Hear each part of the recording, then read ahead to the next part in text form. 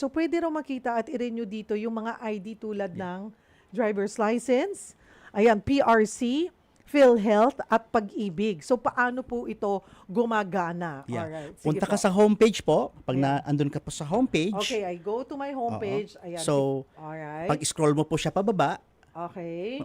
kung mapansin mo po dyan, nandyan na rin po yung PhilHealth mo, GSIS, BIR, Pag-ibig, PRC, Pag-ibig, e-travel, etc. TESDA, TIEZA, ang dami.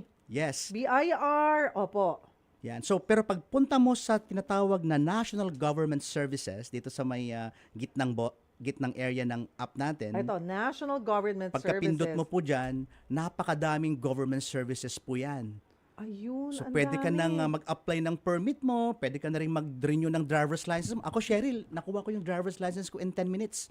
Ganun kabilis. Habang nasa bahay lang ako, no? Hindi ko na kinangailangang pumila pa, no? So, kapag ikaw Nakakatuwa. ay mag-renew ng PRC license mo, huwag ka nang pumunta sa government premise para lang pumila para mag-apply. Sa bahay ka na lang. So, mga kapatid, ilan po ito total? May ARTA, Anti-Red Tape Authority, may BFP, Bureau of Immigration, Bureau of Internal Revenue, BIR, diba?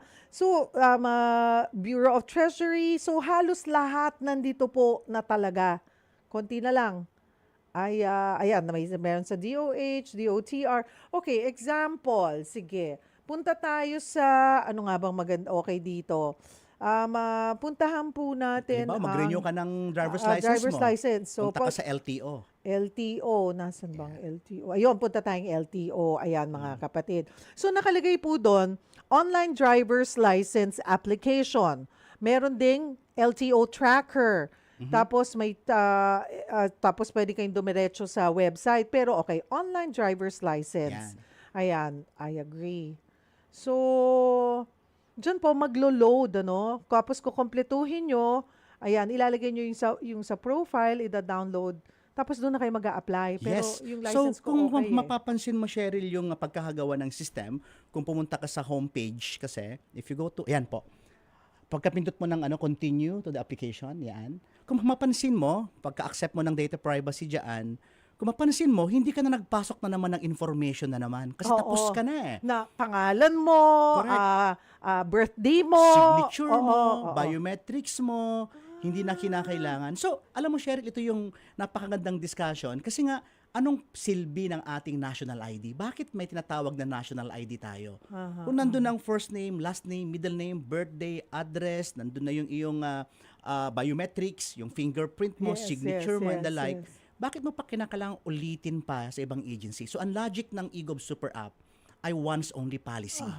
Para pag ang isang Pilipino at natapos na niyang mag-submit, mag-verify ng isang dokumento, pagdating sa ibang government agencies, dapat na-automate mo na yon. Kaya tinatawag po siyang one-stop shop. Tapos, kunwari, punta ako ng Pag-ibig. Punta ako ng Pag-ibig. So, nandun na rin yung detalye ko. Correct. Tapos, pwede na rin po ba dito magbayad? Meron na rin po dun sa kanilang services. Iba-ibang services po dyan. Yung mga MP2 savings nila, yung kanilang mga Pag-ibig membership and payments. Nandito na ako. See? I-click mo yung makita mo yung contribution mo, Cheryl. I-click mo yung savings. I-check mo kung may contribution ka sa PhilHealth. Click mo yung Pag-ibig savings. po ito. Okay. Ayan. I-click mo yung savings. Tapos, regular savings at saka MP2. Andyan na rin. I'm yet to, to open my MP2.